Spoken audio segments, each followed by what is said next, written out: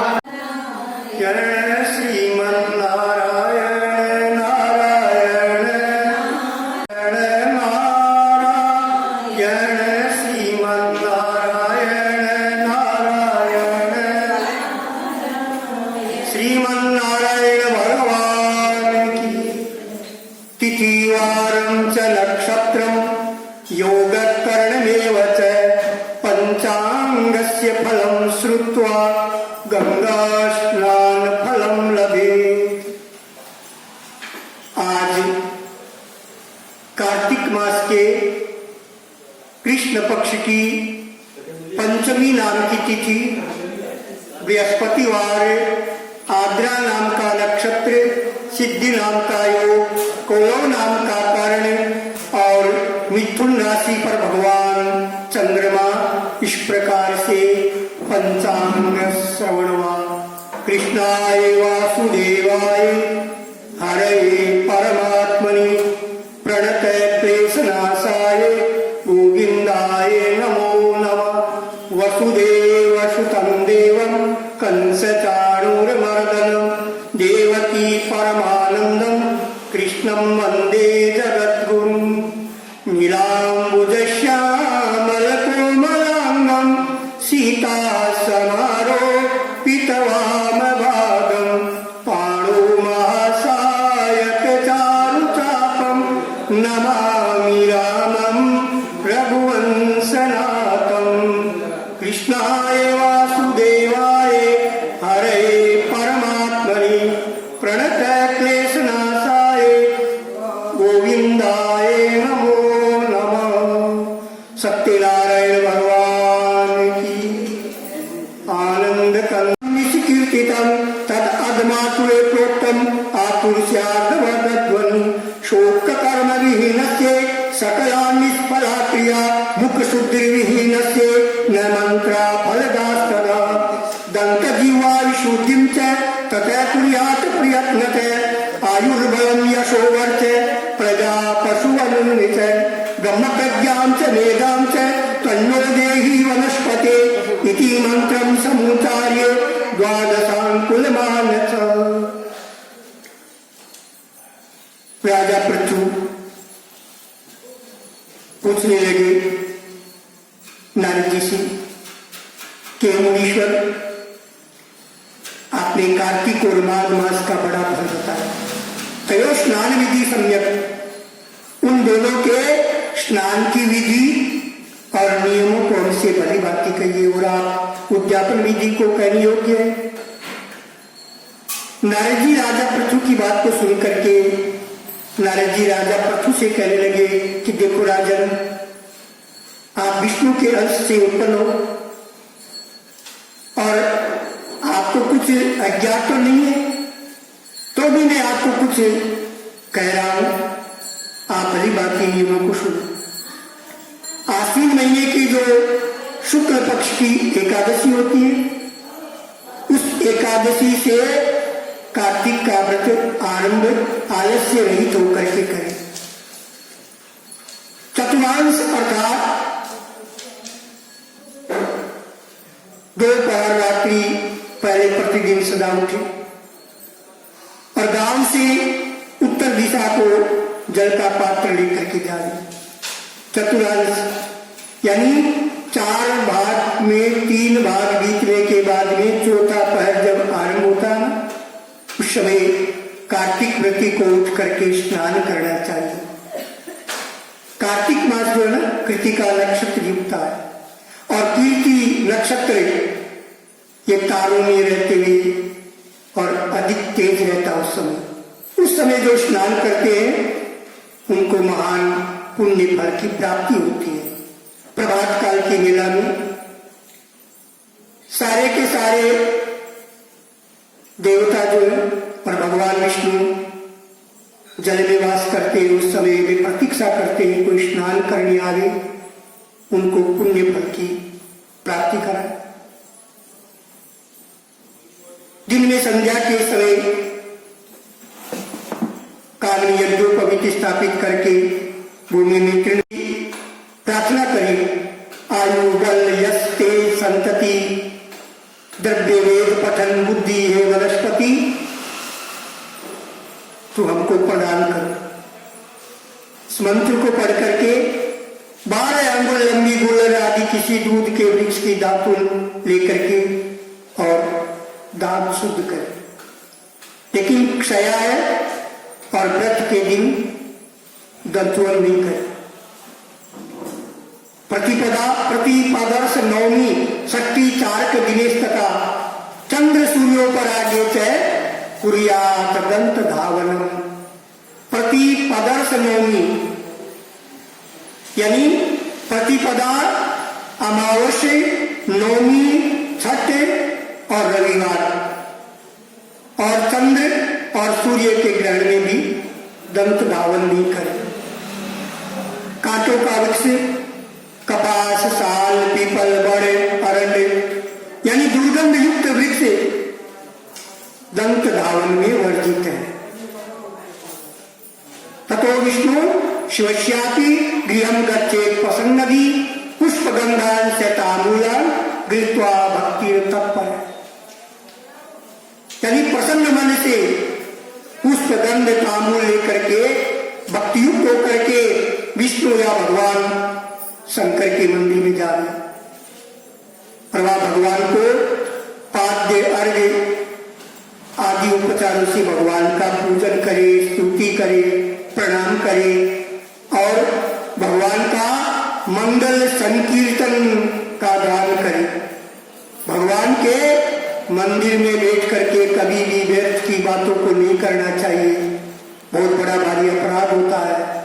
भगवान के सामने और जितना समय भगवान को देना है वह शुद्ध मन से पवित्र भगवान का नाम जप संकीर्तन करते हुए और वह समय भगवान को देवता को पाद्य उपचार से पूजन, स्तुति और नमस्कार आदि करके भगवान का मंगल संकीर्तन नाम का जप करें। और भगवान का जहाँ नाम जप संकीर्तन होता हो, भगवान के नाम का जहाँ उच्चारण होता हो, वहाँ ताल, वेणु, मृदंग आदि की ध्वनि से युक्त और नाचने वालों के समेत गाने वालों का पुष्प चंदन आदि से पूजन सत्कार करें। तपांसी यज्ञ दानानि कृतादिषु जगत गुरु, यानी देवालय गान परायस्ते विष्णु मूर्तय है। देवालय में भगवान के नाम जप संकीर्तन में तत्पर होने के कारण वे लोग जो है भगवान के भक्त विष्णु के स्वरूप होते हैं।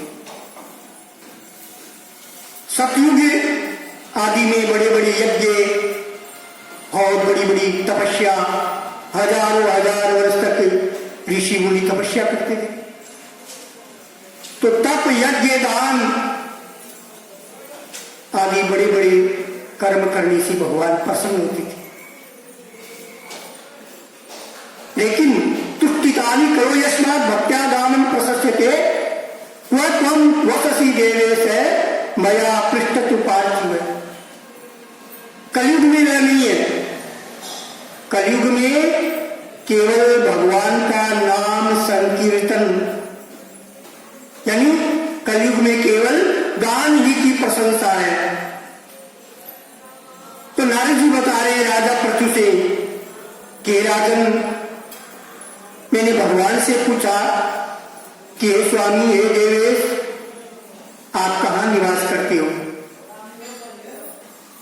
तो भगवान ने नारद जी को उत्तर दिया, नाहं वसामि वैकुंठे योगिनां हृदयेन च मद्भक्ता यत्र गायन्ति तत्र तिष्ठामि नारद। भगवान ने चावल की जगह सफेद तिल चढ़ा, सिरस, जूही, चमेली, केतकी इनके पुष्पों से भगवान शंकर की पूजा नहीं करनी चाहिए। गणेशम तुलसी पत्रे मैं दुर्गाम चेव दुर्वया। लक्ष्मी की इच्छा रखने वाले मनुष्य मात्र को तुलसी पत्र से गणेश की और दुर्वा से दुर्गा की पूजा नहीं करे। गणेश जी को दुर्वा चढ़ावे, तुलसी नहीं चढ़ावे। गणेश जी को भोग लगावे ना, तो उसमें गणेश जी के पास में चढ़ाया हुआ पुष्प रहता है या दुर्वा जो है वही तुलसी के जगह अर्पण करे भगवान को, उसी से भगवान भोग स्वीकार करते हैं। और दुर्गा जी को भूल करके कि दूध नहीं चढ़ानी चाहिए। वैसे ही अगस्त के पुष्प से भगवान सूर्य की पूजा नहीं करें। पूजा में जिन देवताओं के लिए जो पुष्प वर्जित है उनसे ही पूजा विधि संपन्न करके विहित पुष्प से भगवान की पूजा को संपन्न करें। देवादिदेव भगवान से क्षमा करता हुआ कहे कि हे सुरेश्वर, हे देवताओं के स्वामी, विष्णु शिवस्यापि पूजन में कुर्वन्ति समाक्षप्ये देवेश गायनाथ समाचरेत्। यानी निर्भूत पापा स पूर्वम दस्ते, जो मनुष्य और कार्तिक की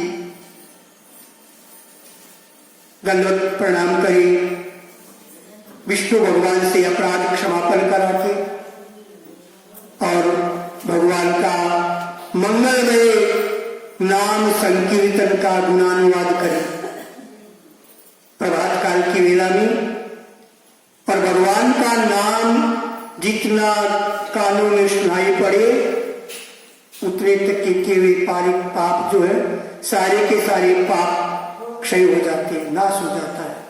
तो प्रभात काल की वेला में भगवान का मंगल गुणानुवाद करें।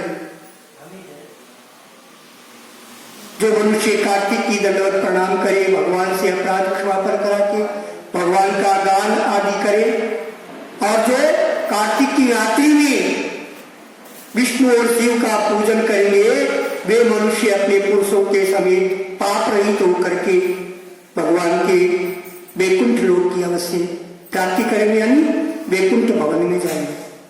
तो ये पद्म पुराण में आया हुआ कार्तिक मास महात्म के अंतर्गत ये कार्तिक महात्म का 5 अध्याय का महात्म भगवान श्रीमन नारायण परमात्मा के चरणों में समर्पित हुआ। सत्यनारायण भगवान की, आनंद कंद भगवान की, श्री कृष्ण